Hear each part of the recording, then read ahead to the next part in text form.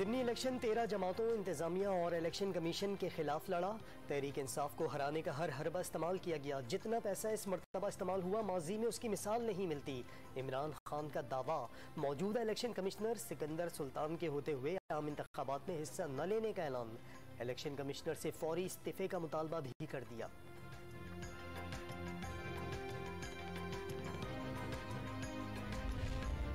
वज़ीर आला पंजाब का उम्मीदवार हसन मुर्तज़ा होता तो ज़रूर पैसे लगाता।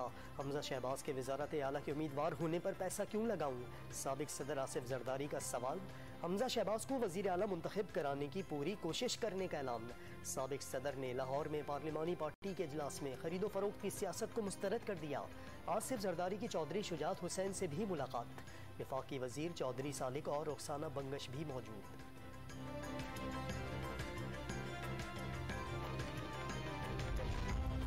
हमजा शहबाज या परवेज इलाही, कौन बनेगा वजीर आला पंजाब? फैसला कल होगा। तख्ते लाहौर की जंग जीतने के लिए सियासी हलचल, नई सफबंदी, PTI का 189 अरकान की हिमायत का दावा। दोनों सियासी हरीफों ने अपने अपने अरकान असम्बली होटलों में पहुंचा दिए। इतराफ में कड़ा पहरा। कल शाम 4 बजे पंजाब असम्बली का इजलास तलब। मेहमानों के दाखिले पर पाबंदी, ज़ाब्ता अखलाक जारी कर दिया गया।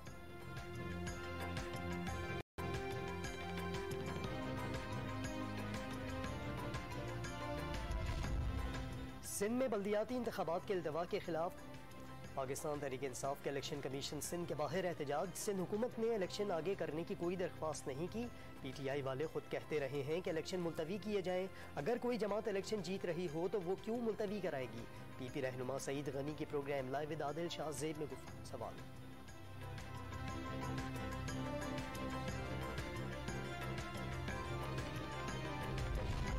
राजनपुर, विहाड़ी, साहिवाल और डेरा गाजी खान समेत पंजाब के मुख्तलिफ शहरों में रात गए मूसलाधार बारिश।